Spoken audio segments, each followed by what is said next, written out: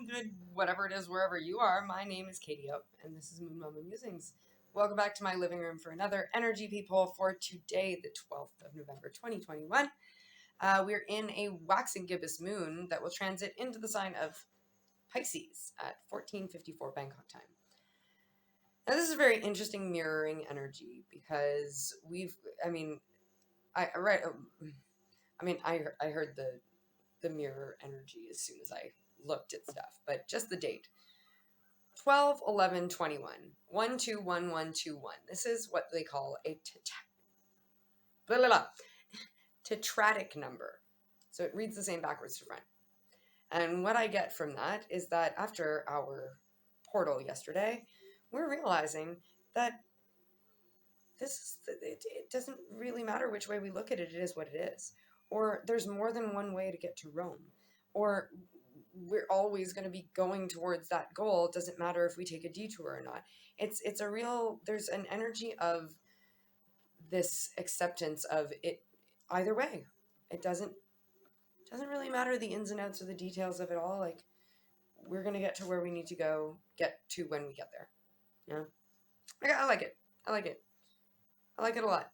I mean, it's accepting of divine timing in a lot of ways. Maybe some of you guys are just generally feeling better about stuff now that you've been able to sort of sign this contract that we talked about yesterday, or like get this stuff off your chest. Keep in mind, we do have the moon in Pisces, though, and in watery energy of Pisces, yes, we are definitely intuitive and dreamy and all of that stuff, but we can also be very easily emotionally triggered. All right, yeah, we can feel a certain type of way when the moon is in Pisces. We could be definitely emotionally volatile. And I'm not, like, go for it. Seriously, purge your emotions. You're a human being. You're allowed to feel them. And it's better if you get them out than internalize them. I mean, it is what it is. Like, you shouldn't be ashamed of it. We talked about that yesterday too. Feel what you feel. Feel what you feel. You trying to deny it isn't going to make you feel any differently. So there could definitely be that kind of a vibe as well. All right, let's talk about a couple of aspects. Today we have the moon in conjunction with Jupiter. So we have invasion of the body snatchers, where Jupiter takes over our subconscious, our emotions. The planet of expansion. Oh boy, what have I... Oh yeah, so this planet of expansion, Jupiter is pretty comfortable in the sign of Aquarius, right? Aquarius is the innovator, is the soapbox hero, is the one that does things differently. And as Jupiter is the planet that encourages us to push our boundaries and to go out of our comfort zone and to do something new and to grow and to change and to move. It's really kind of conducive energy to sort of what I was talking about before, is that there's an expansion happening. We're going to do it differently. Maybe before we tried to control everything, and now we're like, it is what it is. Let's just see where this goes. Yeah. Realizations that this personal growth that we've been doing, especially with regards to intuition, psychic ability, is actually going to bring change in our world. But it's going to be unique to everybody. All right. It's going to be this like potential energy that we talked about yesterday with the portal is going to manifest differently with everybody, and it depends on what your goals are. And with Aquarius energy backing this, moving into the energy of Pisces are encouraging us to do things differently, but to also sort of feel out our intuition with it all. But it's bringing, we really are feeling this imminent, big, huge change in our world. And the intuition is strong right now with the way that the moon is in Pisces. So, yeah, you might be feeling a bit of an emotional purge happening. That's okay. It's totally cool. Do something different for yourself. If you're not someone who generally cries it out or expresses your opinions, maybe give it a go. If you are someone who does it a lot, maybe try and look inward before you go outward. Either way, there is personal growth happening in a big way, and it's bringing some magic into our life, I'm hearing. All right, the sun is trining Neptune. And this is really interesting because I feel that our ego has actually gone to some change where it's really becoming more and more beneficial to us. And there's a certain portion of our ego that just cuts through all the bullshit. It does not suffer fools. And, we are just seeing straight through crap. Okay. And this is the biggest vibe of all of this is it's like it takes one to know one is what I'm getting with this. It's like our ego, now that we've transformed it a little bit, we can see now how we used to be in overexpressed ego moments. And when we see other people doing it, we're like, I know exactly what you're doing because I did that too. You know, it's like I've got a couple of friends that deal with crisis counseling and things like that. And a lot of the time, they are people who have gone through crisis themselves. And when, for example, somebody who has struggles with addiction is trying to help somebody else that struggles with addiction, and the person says to them, I don't have anything. Generally, the person trying to help them who's cleaned themselves up goes, oh, I know that you've hidden it behind your cabinetry, or I know that you have a stash in your car, or I know that and you definitely have some. I know that you have some because I see all the cues that you do have some because I used to do the same thing. And when I needed to hide it, I would put it here. And when I wanted to make somebody believe that I didn't have anything hidden, I would behave this way. So there you go. It's you see what's going on around you now. You've got a pretty clear view of what's going on around you now because you've done the same thing yourself and you've healed from it. Good job. Yay. The moon is trining the north node. So this is an emotional purge of the old ways that we thought of our future. Yeah. Yesterday we talked a little bit about or 2 days ago we talked a little bit about the north node, and how we are innovating and changing the way that we see that these new contracts coming into play are completely different than what we envisioned us moving towards. But now we are really unraveling the emotional ties to our old ideas of it and sort of letting go of the tendrils of them so that we can create new emotional ties with the new ideas of our future. We are called to our destiny. Yeah, we're really being called to our destiny. And more than ever, are we ready to be vulnerable and emotionally available to actually welcome in this destiny? I think it's really, really, really, really lovely. Yeah. The vulnerability aspect, especially because I've been talking a lot recently, referencing people like Brene Brown and who else did I talk about? Eckhart Tolle. And vulnerability is such a valuable tool to humanity and is so misconstrued. It's so misconstrued. People take being vulnerable as being weak, but it's like you don't want to be vulnerable yourself, but you look at somebody who's willing to share their stories of trauma, and do you think that they're weak for doing that? No, of course you think they're a strong person, they're healed, and they're doing a great job of not letting a situation make them a victim, right? So you see them as strong, but when you're asked to be vulnerable by the universe, you're like, oh no, I don't feel things, like you're pulling your very best Grinch. But maybe recently you've had your heart grow a couple of sizes, and now you're becoming more and more and more emotionally and subconsciously wrapped around the idea of this new you and the way that it's gonna come forth in your future. I'm hearing very much, especially with that North Node and this new way of feeling about it, is that we're not creating expectations, and we know now how to take one to know one kind of dealio, and therefore recognize the triggers before we are getting into unhealthy emotional patterns and letting expectations of our future bog us down. So we are definitely getting better at flying by the seat of our pants and being okay with not knowing exactly what the future holds, because you know that that's where the magic is created. All right, let's get a card of the day. I have the Angelarium deck. Very, very Kabbalah heavy deck. Tree of Life, all of that stuff.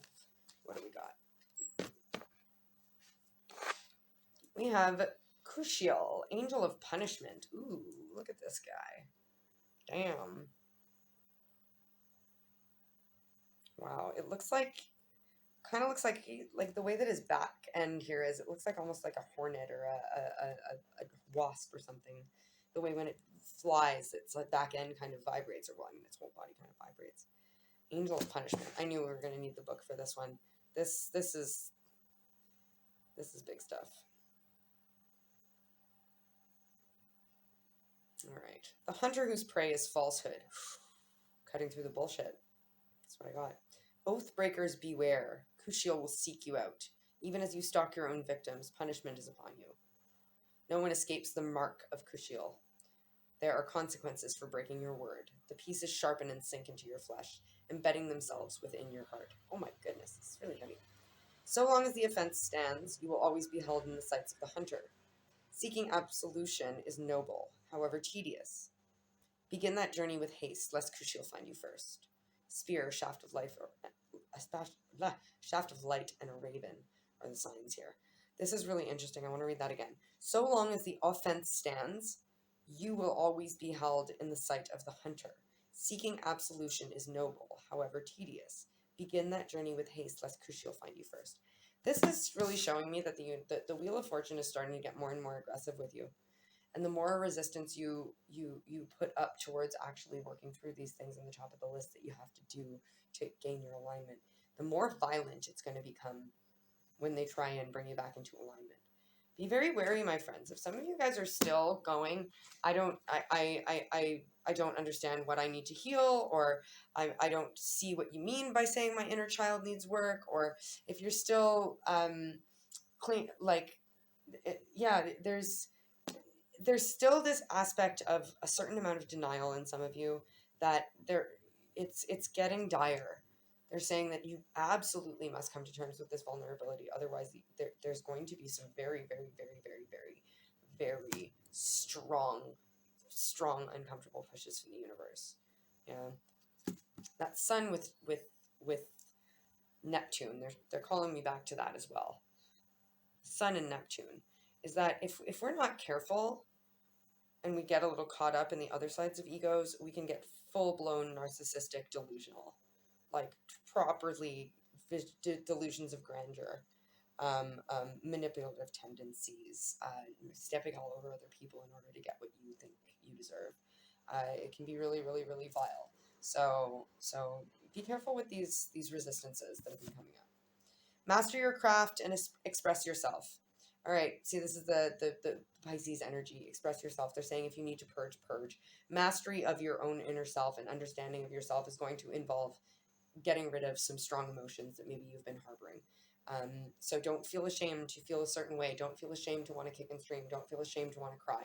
Pisces moon is going to encourage you to just go with your intuition and feel the flow of energy as it flows through you, and however it manifests, it manifests.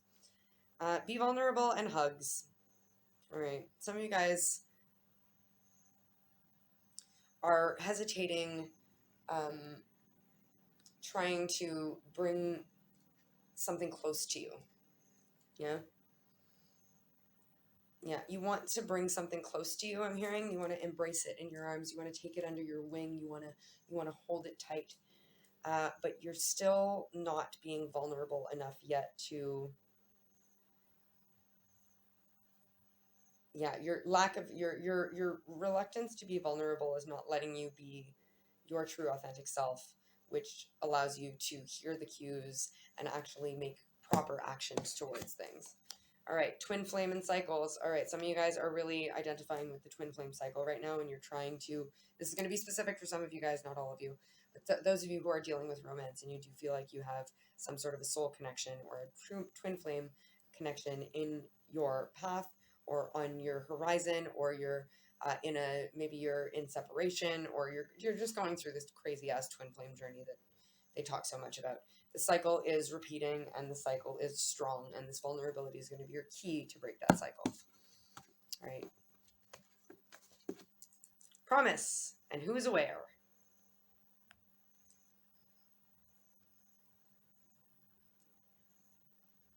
Sorry, I just gotta.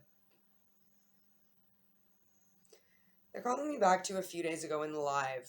In the Lenormand deck, we talked about this promise that goes around in cycles. So if you haven't seen the live for the moon transit through Capricorn from, I believe, was it the 7th?